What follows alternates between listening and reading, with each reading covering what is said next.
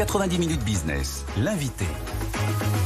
On a décidé aujourd'hui de se faire un petit plaisir à Pierre, à Jean-Marc. Voilà, un petit cadeau aujourd'hui. Ouais, Sandra. On reçoit. Bon, écoutez, non, mais j'écoute avec attention ce qui va se dire. Le représentant des produits tripiers de France est avec nous. Bonjour Serge Nadeau. Bonjour à vous. Vous êtes président de la Confédération nationale de la triperie française. C'est l'organisation professionnelle qui regroupe à la fois les industriels, les grossistes, les artisans tripiers. Vous êtes vous-même grossiste à Rungis, c'est ça? Je suis grossiste à Rungis, sur le marché de Rungis. Nous sommes 10 grossistes spécialisés en produits tripiers sur le marché de Rungis.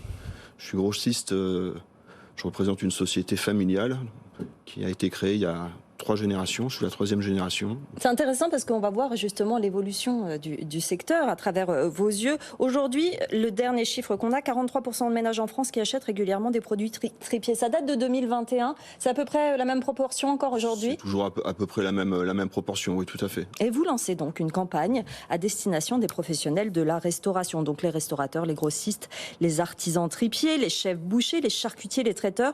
Le but de cette campagne, c'est quoi, Serge Nadeau? C'est une campagne qui existe depuis plus de 20 ans, qui est financée et organisée par l'interprofession.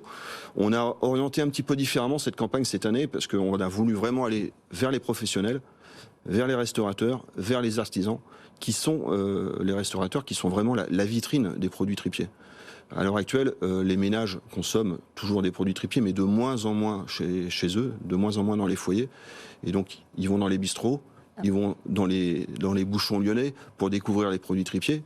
Ouais. Et finalement, je peux en témoigner. Voilà, et finalement, ce qu'ils cherchent à faire, c'est reproduire l'expérience et cuisiner chez eux. Pierre. Mais alors, quelles sont les parts de marché, si je puis dire, dans la tripe, entre les tripes plus ou moins classiques, les andouillettes, la tête de veau, voilà. S'il y a des parts de marché, on peut les donner ou pas? Alors, les chiffres exacts, je ne les maîtrise pas, mais les produits stars, ça reste le foie de veau, la tête de veau, la joue de bœuf, la joue de porc, qui sont des produits qui font partie de la gastronomie française, des produits aussi, on va dire, des produits canailles.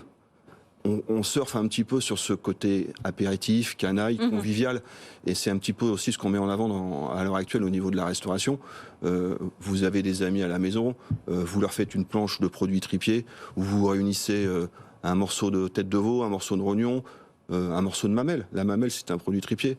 Bon, vous faites le buzz, vous surprenez, vous fédérez.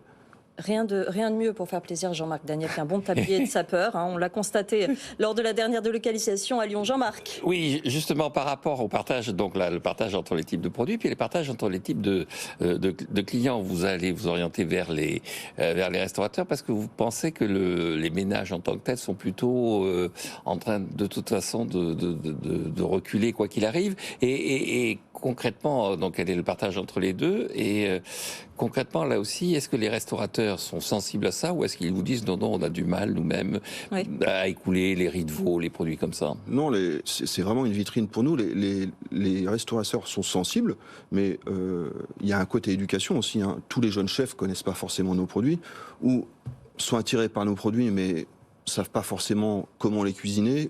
Où les acheter, le secteur d'approvisionnement. Donc il y a une part d'éducation des chefs, des artisans et des consommateurs. Il faudrait que, par exemple, il y ait des produits tripiers dans Top Chef, au moins une fois. Tout à fait, mais ça se fait. Ça se fait. Il y a des... C'est ça, c'est une question de référencement, une question de communication, une question d'en parler davantage peut-être. D'en parler davantage. De toute façon, c'est clair que les modes de consommation évoluent. Les ménages consomment de moins en moins à la maison. Donc il y a certains produits tripiers qui demandent un petit peu de travail, un temps de cuisson assez long. C'est ça, c'est une question de préparation ou c'est une question de prix aussi? Parce que cette année, on peut se poser la question. Alors, on peut se poser la question parce que le produit tripier, on peut dire que c'est un petit peu le produit du moment. C'est un produit qui est intéressant au niveau qualité gustative. C'est un produit qui est canaille, qui est convivial, mais aussi un produit qui est intéressant économiquement.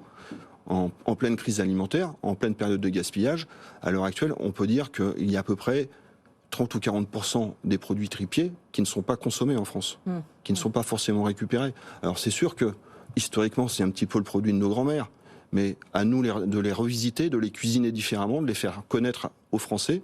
Et on peut, dans ces cas-là, avoir des produits économiques et très bon marché à cuisiner dans tous les ménages. Jean-Marc, dernière question. Oui, j'avais une question. Vous nous avez dit que vous étiez la 3e génération.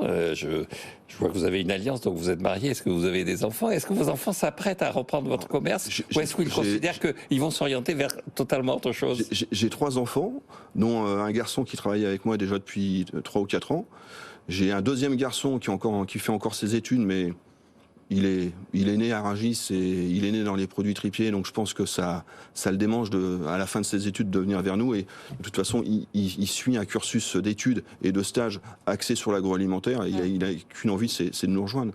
Puis j'ai une fille aussi, je pensais pas qu'elle irait vers l'agroalimentaire, elle est plus partie vers l'industrie, mais je pense que peut-être un jour ou l'autre, elle reviendra vers nous. Une question d'éducation, de communication sur ces produits qui sont quand même un peu particuliers et mis à mal par l'autre partie de la population qui vise à manger moins d'animaux. Oui, mais de toute façon, il y a une baisse de consommation de la viande, des produits tripiers, qui peut être de l'ordre de 3, 4, 5% par an. Ouais. Après, bon, ça se conçoit. On consomme à peu près 300 grammes de viande par personne et par semaine, ce qui est inférieur en moyenne européenne. La moyenne européenne, c'est à peu près 500 grammes. Mais c'est un petit peu normal qu'on consomme un petit peu moins de viande. On va consommer mieux, on va consommer différemment. Et puis après, tous les mouvements qui peuvent exister, chacun a le droit d'avoir son opinion, ses avis et ses modes de consommation. Mais la France reste bien placée en Europe sur la consommation de produits tripiers. Ah oui, nous sommes leaders dans la consommation de produits tripiers. Oui, effectivement. Tendance renforcée par Jean-Marc et Pierre. Oui, mais concrètement, il y a quand même des gens à Lyon qui mangent du tablier de sapeur sans à Lyon, reculer. Lyon fait beaucoup monter les chiffres. Ça, oui, Lyon, c'est la capitale de la gastronomie. Et pour nous, on peut dire que c'est la capitale des produits tripiers. Ah oui, je veux bien croire. Merci beaucoup. Merci Serge Nadeau d'être venu nous voir, président de la Confédération nationale de la triperie française.